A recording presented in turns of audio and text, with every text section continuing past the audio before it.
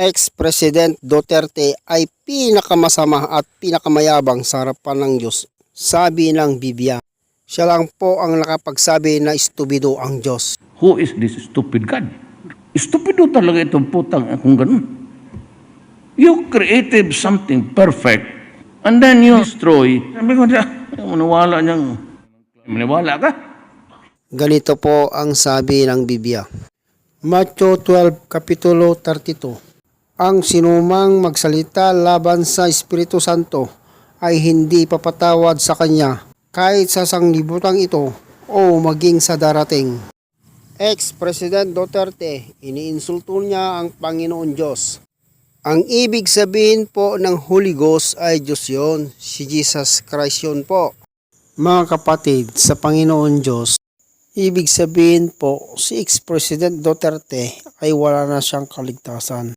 Sa huling hukuman ng mahal na Panginoon Diyos, ang kanyang kaparusahan ay apoy ng impyerno. Ang kanyang hirap ay sobra-sobra. Hanapin niya ang kamatayan, pero ang kamatayan ay tatakas sa kanya. Sabi ng Diyos sa banal na kasulatan, dahil iniinsulto niya ang Diyos, ang lumikha ng langit at lupa, at sa atin lahat, may buhay man o wala. Ang magandang payo ko sa iyo, ex-President Duterte, huwag kang bastos at magpakayabang sa harapan ng Diyos. Nasabi ko po, ex-President Duterte, na naglilingkod ka kay Satanas dahil ni Satanas ang iyong hinahangaan at ang Diyos tinawag mong estupido.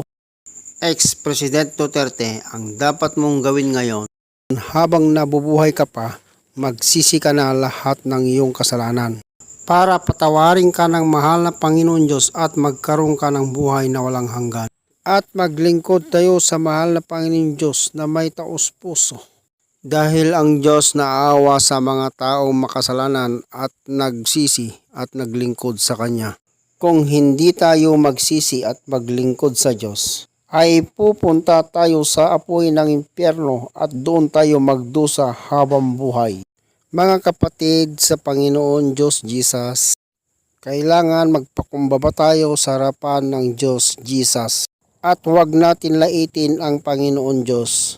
Gaya ni ex-President Duterte, pinalastanganan niya ang Diyos at linait niya. Mga kapatid, huwag natin laitin ang mahal na Panginoon Diyos dahil siya lang ang naglikha sa atin lahat. Kailangan po manalangin tayo lagi at maglingkod sa Panginoon Diyos Jesus Christ. Mahalin natin ang buong puso, kaluluwa at isipan.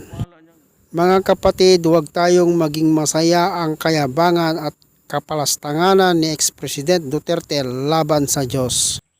Ganito po ang sabi ng banal na kasulatan. Santiago 4:4. Kayong mga nangangalunya, hindi nyo ba alam ang kaibigan ng sanlibutan ay kaaway ng Diyos? Sino man nais makipagkaibigan sa sanlibutan ay kaaway ng Diyos. Ang ibig sabihin po ng sanlibutan ay ang Diyos nila ay hindi si Kristo. Yung lumalaban kay Jesus Christ, yun po ang sanlibutan.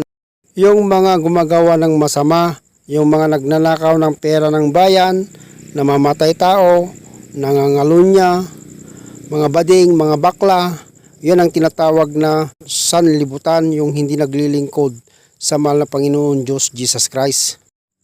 Yung mga binabalutot nila ang batas ng Diyos sa Biblia. Dahil sabi ng Diyos sa Biblia, huwag sumang-ayon o parangalan ang masasamang tao, kagaya po ni ex-President Duterte, para hindi po tayo maparusahan sa apoy ng impyerno.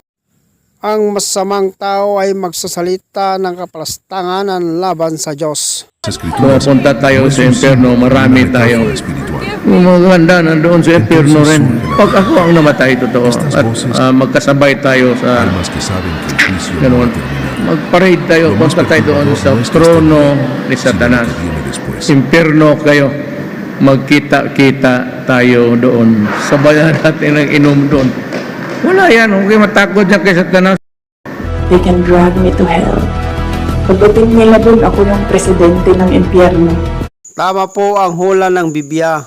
Ang taong masama ay ang mga anak niya ay puro masama din. Katulad po ni ex-president Duterte, ang pangarap niya puntang impyerno kasama niya mga demonyo. Ganon din si Vice President Duterte Sara, ang pangarap niya puntang impyerno. Gagayain niya ang kanyang ama. Wala yan, huwag kayo matakot yan kay Satanas. They can drag me to hell. Suscríbete a este Pagdating nila dun, ako yung presidente ng impyerno. Sabi ng Biblia, ang nangarap ng impyerno ay tawag doon ay anak ng ulupong at dyablo, at bobo at mangmang. Ganito ang sabi ng Biblia, Matthew 7:17. Bawat mabuting punong kahoy ay nagbubunga ng mabuti, datapwat ang masamang punong kahoy ay nagbubunga ng masama. Vice President Sara Duterte, sigurado po na pupunta ka sa impyerno kung iyon ang kahilingan mo kay Satanas. Lalo na po, nagnanakaw ka daw ng pera ng bayan, ang galing-galing mo pa magmura, nagbabanta ka pa ng buhay. Sasabihin niyo sa mga tao, nakaw yan, confidential funds yan.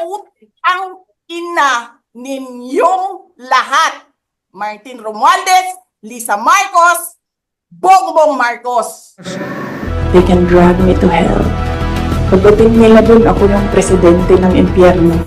Dapat magsisi ka at magkaroon ka ng buhay na walang hanggan. Ang Diyos pinapatawad ka kung magmanumbalik ka sa Kanya.